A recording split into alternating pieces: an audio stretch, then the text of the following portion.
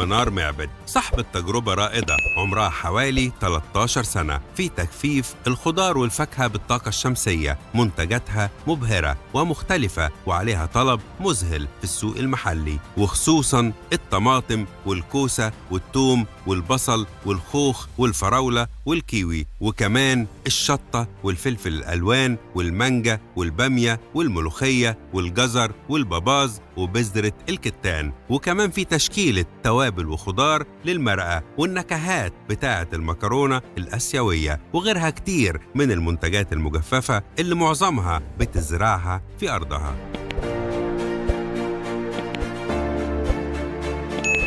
وبالمناسبة تجفيف الخضار والفاكهة بيعتبر النهاردة من أهم مشروعات التصنيع الزراعي في العالم، وخصوصاً بالطاقة الشمسية، وعليها طلب كبير جداً في أوروبا، وبيبقى سعر العبوة مختلف عن التجفيف في أفران. والتجفيف باختصار يعني نزع أي نسبة مية في النبات، وبالتالي بيعيش لشهور وسنين كمان. وخلي بال حضراتكم احنا كمصريين معلمين في تجفيف البامية والملوخية وكمان الثوم والبصل والطماطم، ومفيش بيت مش بيخزن خضار مجفف.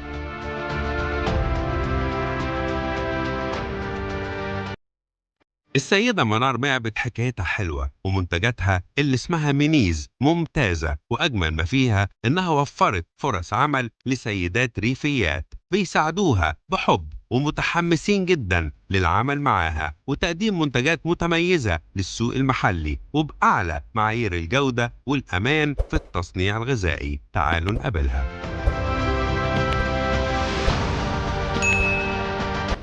السيدة منار معبد، اهلا بيك. اولا احنا بنحبك جدا، ده اول حاجه لازم اقولها.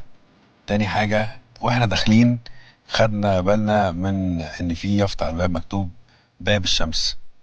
تقصدي ايه باب الشمس؟ مش فاهم ليه سميت المكان هنا باب الشمس. عشان الشمس هنا جميله جدا، ولما بنفتح باب الجنينه بتبقى هي اول حاجه بنشوفها الشمس، محاوطه البيت كله. محاوطه البيت كله. عشان كده حاجتك حلوه. نتكلم بقى على شغلنا. احنا عرفنا السيدة منار معبد من رواد تجفيف الخضار والفاكهة. عملت منتج هايل جدا اسمه مينيز. المنتج ده النهارده من افضل واجود واحلى المنتجات المجففة في مصر.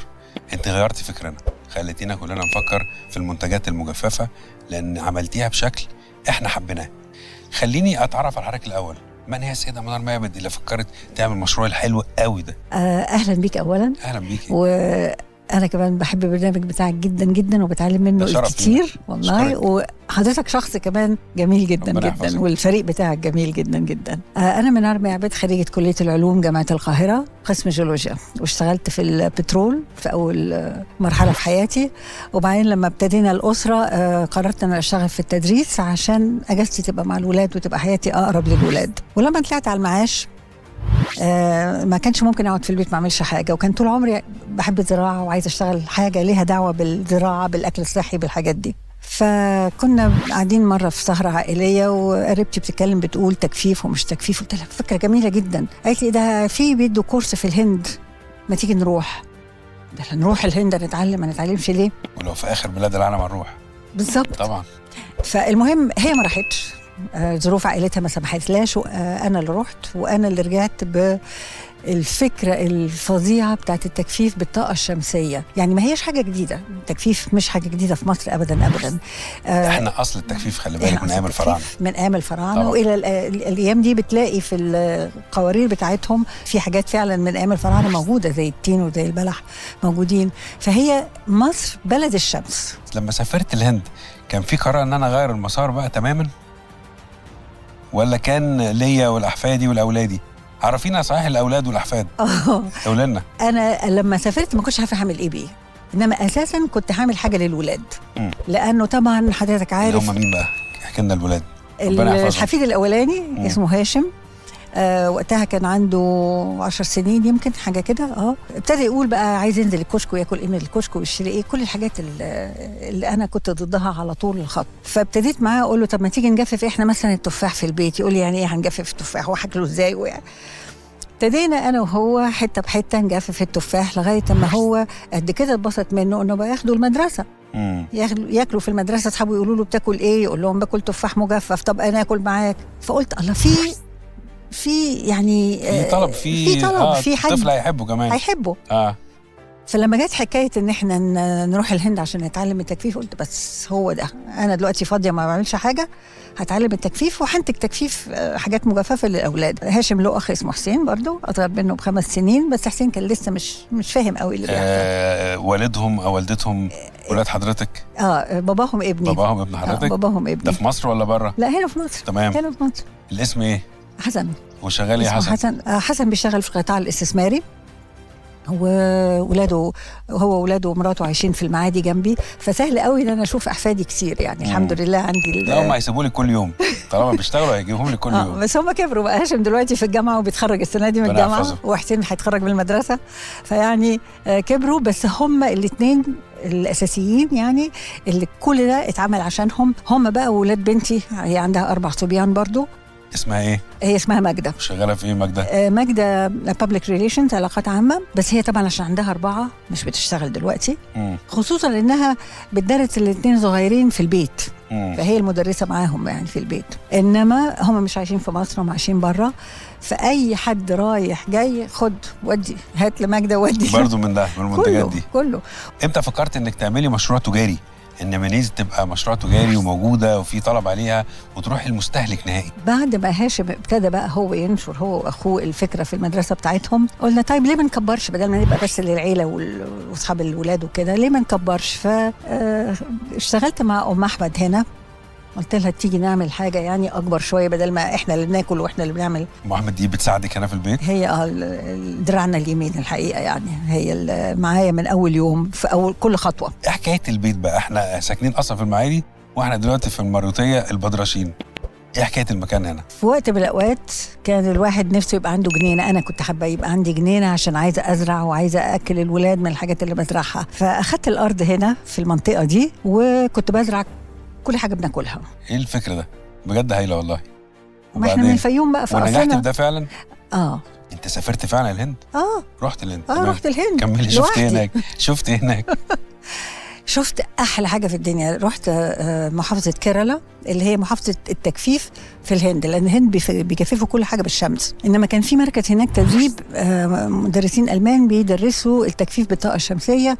الاختراع بتاعهم اللي هم اخترعوه ده انه الشمس بتولد شويه كهرباء بتمشي هواء سخن على الاكل طول الوقت، فطول الوقت الرطوبه طالعه من الاكل من الناحية التانية من المنشر، فالأكل بيجف بسرعة، ما بيقعدش زي مثلا الطماطم ممكن تقعد أسبوع أو 10 أيام في الشمس تجف، عندنا في 24 ساعة. فأنت كسبان من كل ناحية، كسبان لأنك ما بتستعملش كهرباء، الطاقة بتاعتك مستدامة، المنتج بتاعك أخد في التجفيف مدة قليلة جدا جدا، فالقيمة الغذائية بتاعته ما زالت عالية. الموضوع كبر ازاي بقى وجبنا مجفف وبقينا ده مجفف من ألمانيا بعد الهند بقى وقلت شفتيه هناك المجفف ده ولا انت؟ اشتغلت عليه، انا اتدربت عليه 3 أسابيع. احنا شفناه ده اشتغلت عليه هناك. وبعدين والمنتج بتاعه عجبني لدرجه ان انا قلت للمدرس، قلت له من فضلك انا عايزه اشتري المجفف ده وعايزه اشحنه للقاهره. فوقتها حسن قال لي ايه الفكره يعني ليه؟ قلت له يعني حاجه انا عايزه اعملها. حسن ابن حضرتك؟ ابني. فهو اللي ساعدني ادخله بقى، هو اللي خلص لي الاوراق بتاعته والحاجات دي وركبناه، وجه الراجل الالماني ادانا تدريب اسبوع هنا، وام احمد ابتدت تشتغل معايا، انا وهي كنا بنعمل كل حاجه مع بعض.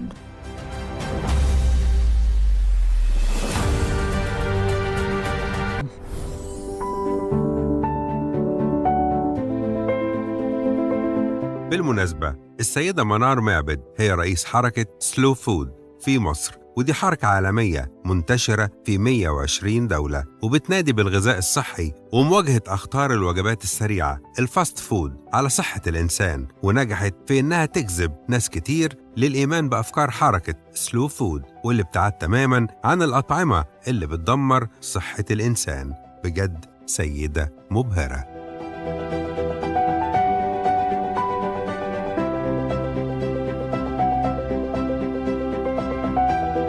طيب امتى كان القرار ان انا اعمل منتجات بقى وانزل السوق ومستهلك نهائي؟ ومنيز ده ايه يعني؟ الاسم ده جبتيه منين؟ اسم حلو قوي. هو منيز اسم اللي هاشم بيسميني بيه، هاشم واحفادي كلهم طبعا عشان هو الكبير، فهم كلهم بيسموني زيه. على منيز ونحبه جدا. خلاص. المنتج نفسه بقى؟ المنتج بعدها بحوالي سنة تقريبا ابتدي أنا وهاشم نفكر، طب هنعمل براندنج ازاي، هنسوق ازاي، طب انا هعرف الحسابات دي ازاي. هو لسه كان صغير 11 سنه كان عنده، وكان مبسوط جدا بمعرفته بالكمبيوتر، فكان يقعد جنبي يقول لي بصي انا هعمل لك اكسل شيت بقى وهتشتغلي كل حاجه بيها. وفعلا لغايه النهارده الاساس بتاع شغلي كله هو الحاجات الاكسل شيت اللي عمله. وكل ما يجي من بره وهو في الجامعه اليومين دول اقول له طب النبي راجع لي كده وتصلح لي فيه، اعمل لي حاجات اسهل شويه عشان يبقى سهل عليا في الاستعمال. فهو فعلا المستشار الفني بتاعي، المالي والفني. المالي والفني. أيوة.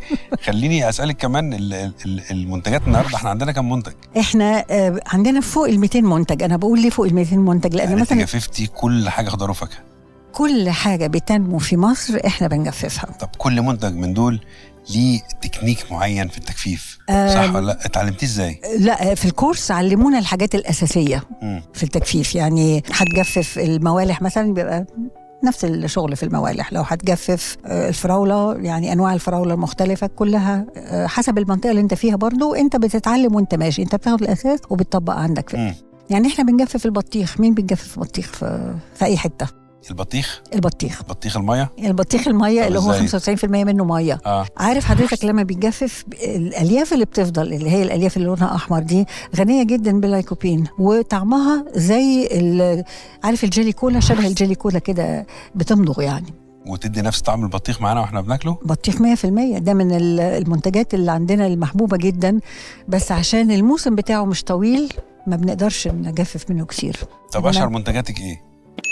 أشهر منتجاتك اللي الناس كلها بتحبها؟ المانجا مطلوبة جدا، الفراولة مطلوبة جدا، الطماطم مطلوبة جدا جدا. ابتدينا كمان دلوقتي احنا عملنا بديل للمكعبات من كام سنة، اللي هي خلطة خضار. دي ممكن تعمل منها المرقة على طول، أو ممكن تزودها في الرز يبقى عندك رز بالخضار، تزودها في الباستا يبقى عندك باستا بالخضار، يعني تزودها مع البيض. يعني اخد منها شويه. انت هي مثلا هشه كده ولا يعني؟ وهي جافه بترميها في ميه الرز، بترميها في ميه الصلصه، بترميها في البيض المخفوق وانت بتعمله اومليت مثلا. وكمان احنا بنحطها على الجبنه البيضاء. عايزه اقول لك على حاجه جديده بنعملها مع المشاكل الاقتصاديه اللي حاصله في البلد اليومين دول. صعب انك تستورد اكل القطط والكلاب. فحفيدي برضو هاشم ده عنده كلب، وكل مره يقول لي انت عارفه كيس الاكل بتاعه بقى بكذا بكذا. قلت له طب هقول لك على حاجه، ما انا مطبخ له الاكل بتاعه، بدل ما اطبخه ما اديله الاكل المجفف، خدوه عندكم واعملوا انتوا منه الاكل على طول. ابتدينا نعمل اكل للكلاب.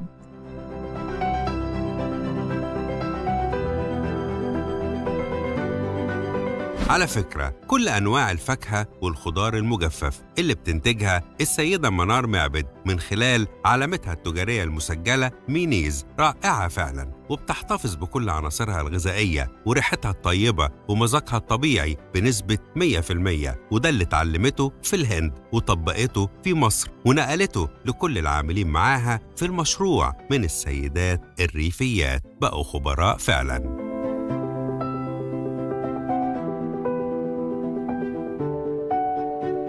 خلينا نكمل في المنتجات بتاعتنا. اشرح لنا منتجاتك، وايه الفرق بين المنتجات اللي في الكيس والمنتجات اللي في كيس الورق، كيس بلاستيك وكيس ورق. احنا لما فكرنا نعمل التعبئة قلنا اسهل حاجة نقربها للمستهلك الكمية الفريش اللي ابتدينا بيها. يعني كمية المانجا مثلا، كيلو مانجا بيديني كام مجفف؟ بيديني 75 جرام. يبقى هو ده الاساس بتاعي اللي انا هشتغل عليه على منتج المانجا. كيلو المانجا 75 جرام. 75 جرام. كيلو التفاح بيديني 100 جرام، يبقى الوزن بتاعه هيبقى 100 جرام. فقدرنا كده نعمل مجموعات، حاجات 75 جرام، حاجات 100 جرام، وعملنا بقى حاجة صغيرة للسهولة في التداول اللي هو 30 جرام. كيس ب 30 جرام اسمه سناك، ممكن تفتحه وتاكله في قعدة واحدة. فاكهة مجففة بدون مواد حافظة، بدون إضافة سكر، بدون مكسبات لون ولا طعم. طيب حضرتك عملتي اللي عليكي وزيادة، أكتر من 200 منتج، منها منتجات مستحدثة ومنها صناعات غذائية، صح ولا انت عاملة زبيب بالشوكولات صح كده، وعاملة ده ايه الحلاوه دي؟ ده بسكوتي بالفاكهه المجففه بتاعتنا اللي انت بتنتجيها صح كده؟ اه. واللي بيعمل الخبيث ده هم السيدات اللي عند حضرتك؟ أيوة. اخبارها ايه في تسويق الحاجات الحلوه دي قوي من الحاجات المطلوبه جدا، لان هو فكرته البسكوتي الايطالي المعروف، انما احنا بنضيف عليه الفاكهه المجففه وبنضيف عليه كمان كركم وجنزبيل، فبيديك الله فوايد ملهاش حل. ملهاش حل.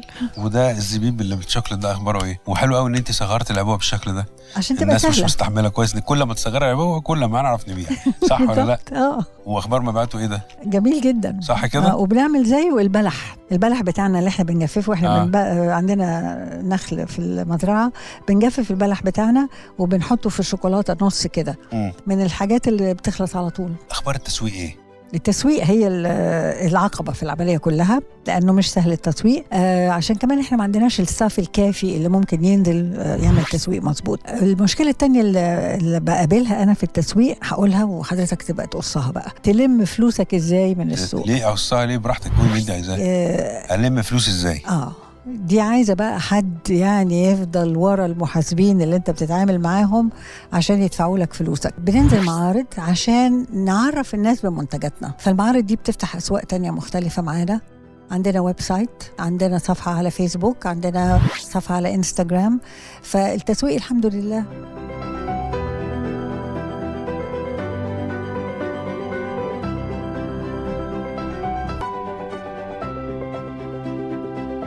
على فكرة، مشروع تجفيف الفاكهة والخضر اللي أسسته السيدة منار معبد في قرية منشأة كاسب بدهشور في الجيزة وفر حوالي 15 فرصة عمل دايمة ومستقرة للسيدات في المنطقة، وكل واحدة منهم بقت خبيرة في أعمال التجفيف لكل نوع من أنواع الخضر والفاكهة، وتفرغت ليهم تماماً السيدة منار معبد. وده كان موضوع مش سهل. تخيلوا حضراتكم السيدة الريفية تسيب بيتها وتشتغل في تجفيف الخضار والفاكهة، ولكن نجحت الفكرة، وكل سيدة ريفية من اللي بيشتغلوا مع السيدة منار معبد بقت خبيرة في تجفيف الخضار والفاكهة بالطاقة الشمسية.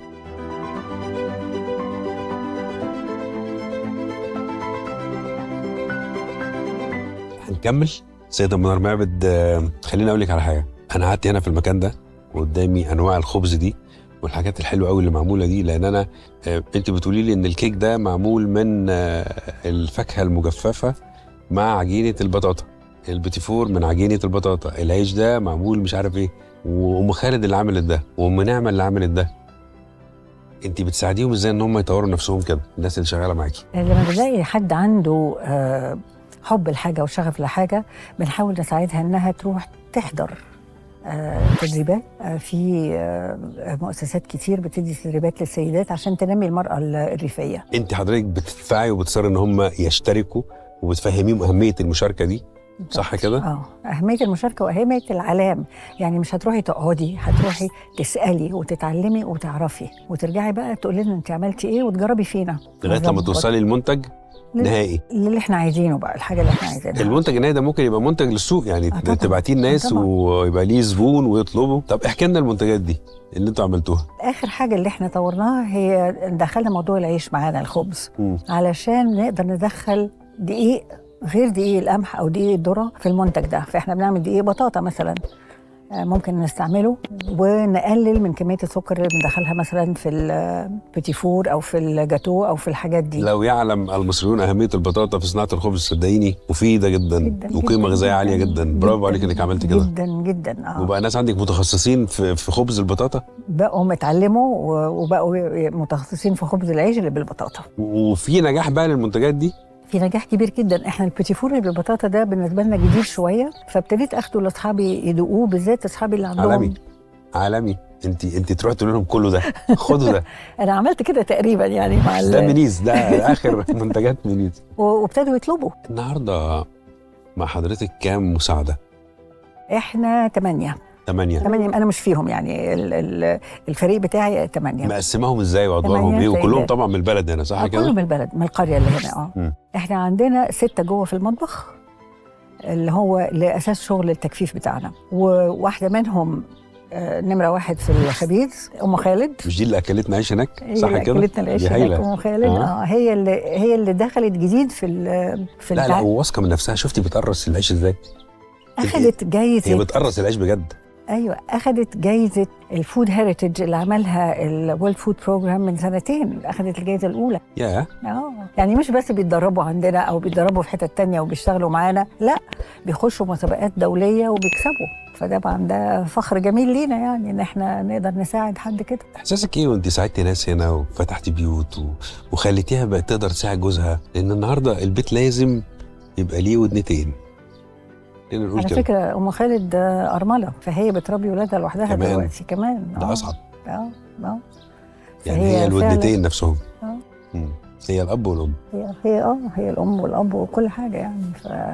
لا يعني شوف، وهي عايزة، هي طموحة وعايزة توصل، وهتبتدي تعمل نوع من الجمعية مع ناس من اللي اتدربت معاهم قبل كده، هيدوهم فند صغير يقدروا هم يعملوا مشروع لنفسهم بيه. فدي حاجة يعني في ايه احلى من كده؟ تاني، احساسك ايه وانت ساعدت الناس دي كلها؟ فخورة بيهم جدا جدا. يعني لما بتقابلي رجالتهم وبتقابلي ولادهم وبتقابلي احفادهم، الناس دي بيقابلوك ازاي؟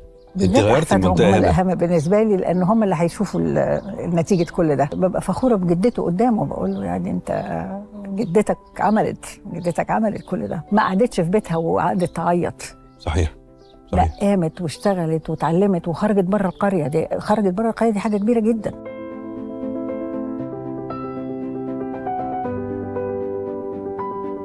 المعادلة المعروفة في صناعة تجفيف الخضار والفاكهة بالطاقة الشمسية إن كل كيلو جرام طازج بينتج بالكتير 100 جرام منتج مجفف، ورغم كده بتحاول إنها تقدم منتج بسعر عادل يغطي تكلفة المنتج ويساعدها في استمرار الإنتاج. وخلي بال حضراتكم، أغلى منتج عندها هو المشروم وسعره 120 جنيه للعبوة، أما الطماطم والمانجا والبلح والزبيب والكوسة والفراولة والكيوي فأسعارها في متناول الجميع.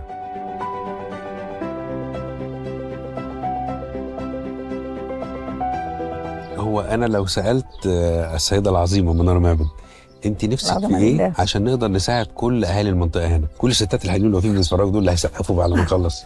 قولي لي، مش هينفع لوحدك تكملي، لازم حد يساعدك. طبعا. شوف، احنا عايزين نكبر وعايزين نصدر وعايزين نشغل ستات اكتر. يعني لما ابتديت بست واحده اللي هي ام احمد، وكانت لما تروح وتيجي الشغل يسالوها في القريه انت بتعملي ايه؟ بتروحي فين وبتعملي ايه؟ لما ابتدوا هم يعرفوا احنا بنعمل ايه، كل واحد قال لي طب انا عايز اجي. عشان كده وصلنا للعدد اللي احنا فيه. بس ما نقدرش، الكباسيتي بتاعتنا خلاص ما نقدرش ناخد اكتر من كده. انما نحب نزود مثلا خط تاني يبقى شغالين. ما ينفعش تصنع في مصر ولا لازم ينفع. هي بس الفكره، هل انا ده اللي انا قادره عليه دلوقتي صحيا ولا لا؟ دي نحله سبيل، نحله حلوه اهو. وايه تاني؟ عايزين نزود خط تاني عشان نزود كميه الشغل. وعارف ايه اللي محتاجينه فعلا عشان يساعدنا؟ محتاجين حد يعمل لنا ماركتنج مظبوط، وده بيكلف كتير طبعا. فهي دي عقبه شويه عندنا. عشان كده بننزل معارض، عشان وجودنا في المعرض. عندنا التيم اللي بيشتغل في المعرض عندنا خطير. البنات اولا عارفين كل المنتجات ودايقين كل المنتجات، فبيتكلموا بقلبهم وبثقه. يعني انا عملت ده وانا دقت ده وانا بقول ان ده حلو. بالك كام سنه حضرتك بتصنعي الحاجات دي؟ بقالنا 12 سنه. 12 سنه. عارفه ان انت سابقه شركات كبيره جدا في مصر؟ عارفه ان انت سابقه العالم ودول كتيره جدا في موضوع التجفيف ده؟ النهارده الموضه في كل اسواق العالم المجففات. ما حدش حد النهارده بيفكر في السناكس والحاجات دي، يعمل مجففات من دي واحنا مجففاتنا كمان بدون سكر، بدون مواد حافظه، بدون مكسبات لون وبدون مكسبات طعم. فانت بتاخد اقرب حاجه للطبيعه. صحيح. من شركه مينيلز.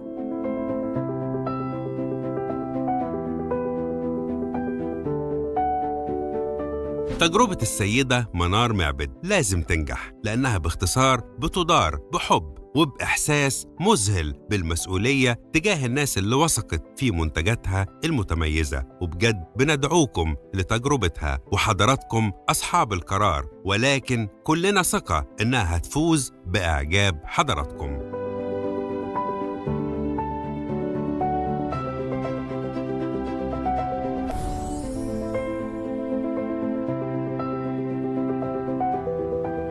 بالمناسبة، السيدة منار معبد اللي اشتغلت لسنين طويلة جدا في قطاع البترول، وكمان كمديرة لقطاع التنمية في الجامعة الأمريكية بتجفف الخضار والفاكهة من خلال مجفف ألماني مكون من 3 أجزاء: الخلية الشمسية ومنطقة المراوح ونقل الهواء السخن للجزء الثالث من تصميم المجفف الألماني، وهو اللي بتتفرد عليه الخضار والفاكهة للتجفيف في الشمس. وطبعا المدد مختلفة وبتبدأ من 2 لغاية 2 و3. تعالوا نتفرج على المجفف الفريد من نوعه بجد في مصر، واللي بيشتغل كله بخلية شمسية واحدة.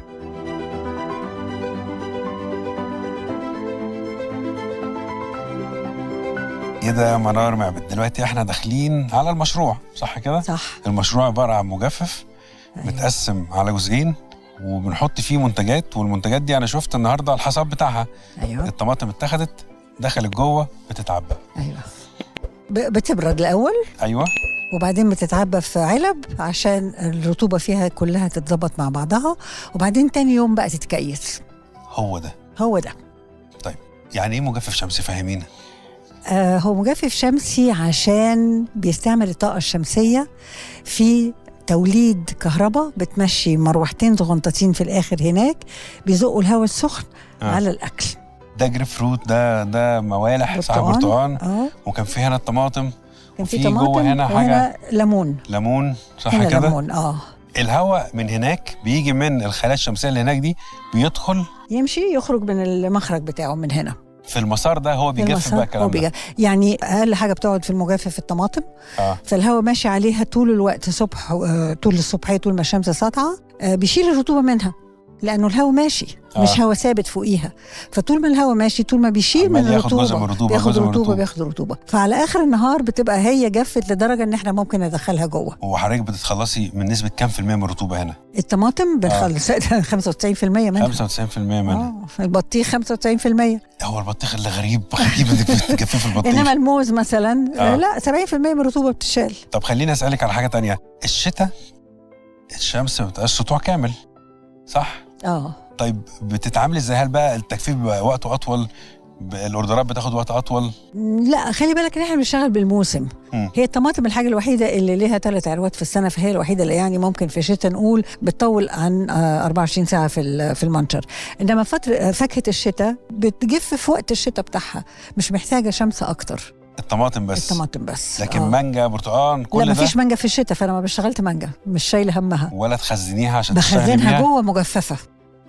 بخزنها عندنا جوه. احنا مش بنشتغل بالاوردر، احنا بنشتغل للسنه. يعني موسم المانجا هشتغل مانجا للسنه كلها. وتخزنيها ازاي بقى؟ في الجو العادي جدا؟ جو عادي خالص. فعلا في الاكياس بتاعتها وتفضل محتفظه؟ في الاكياس بتاعتها، بس في اوضه ما فيهاش رطوبه. انت زارعه كذا حاجه هنا.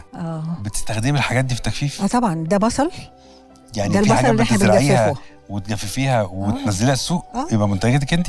برافو عليك. مش كل حاجه بتجيبيها من بره. لا، مش كل حاجه. طب عايزه اتفرج على الخلايا دي. هي كم خليه موجوده بتجفف؟ هي خلية شمسية واحدة، والجزء ده اللي ما فيهوش حاجة بس مدهون باللون الأسود ده مجمع الحرارة.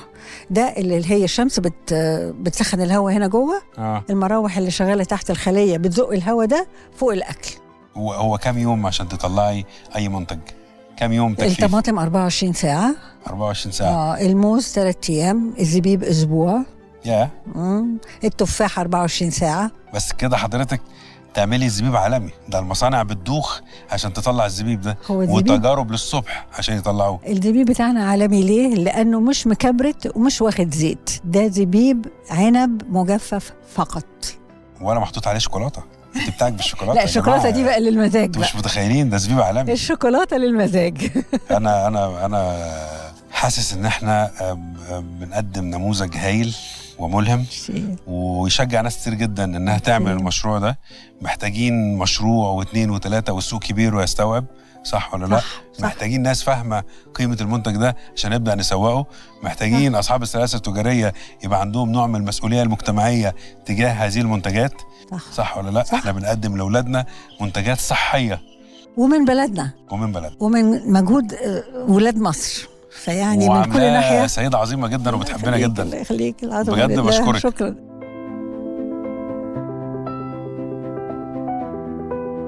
السيدة منار معبد زي ما حضراتكم شفتوا أبدعت في منتجاتها من الخضار والفاكهة المجففة بالطاقة الشمسية. وخلي بال حضراتكم كل المنتجات دي عليها طلب كبير جدا في الأسواق العالمية، وكمان في السوق المحلي في طلب كبير النهاردة على المنتجات المجففة وخاصة بالطاقة الشمسية مش في أفران. ده مهم جدا لازم نعرفه، لأن الشمس بتحافظ على القيمة الغذائية كاملة للمنتج سواء خضار أو فاكهة مجففة. أتمنى ليها التوفيق، وعايز أقول لحضراتكم ده واحد من المشروعات الصغيرة اللي نجحت في إثبات وجودها بقوة في مصر، وكل فرصة عمل وفرتها السيدة منار معبد للسيدات الريفيات اللي بيشتغلوا معاها تستحق عنها جائزة كبرى. نشوفكم بكرة.